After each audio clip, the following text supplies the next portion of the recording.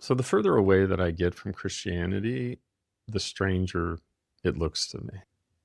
That's just how it's going. That's just what's happening for me.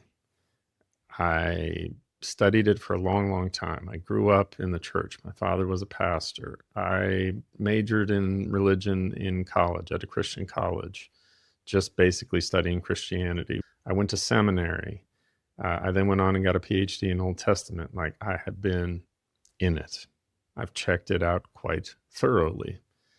And I just got to the end of it for me, the end of its credibility, essentially. And now I'm out. And it does feel good to be out.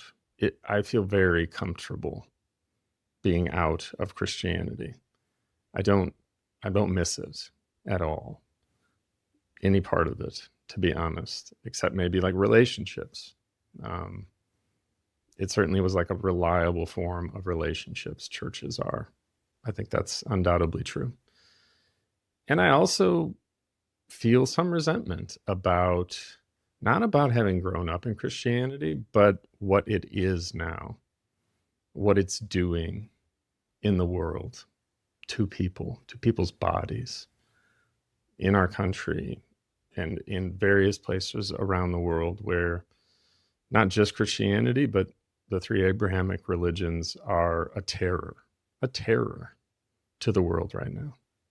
I see no way around that understanding. But I worry about not being fair, being too hard on Christianity or the church. That would be the main thing I talk about, and the Bible.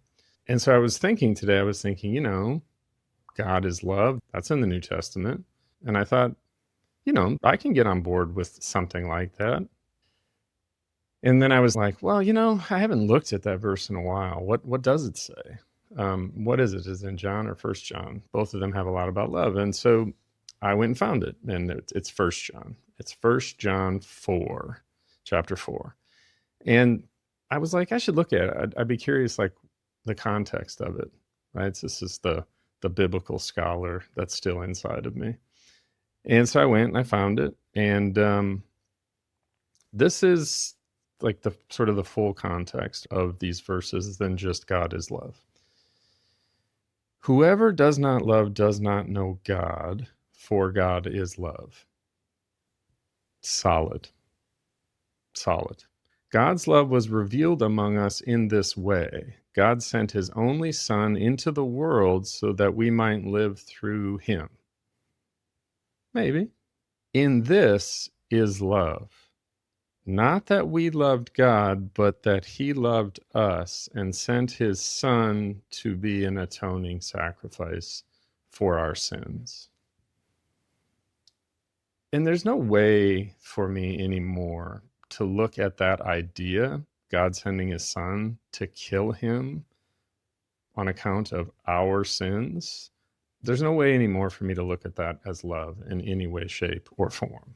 The notion that the source of all of this beauty and wonder believes that the best way to fix, estrangement, evil, is to do a violent thing to an innocent person. That's never going to work for me. And also, just for kicks, chapter 5 of 1 John says this about love. For the love of God is this, that we obey his commandments. They want me to think that love is about violence and obedience to someone who is violent.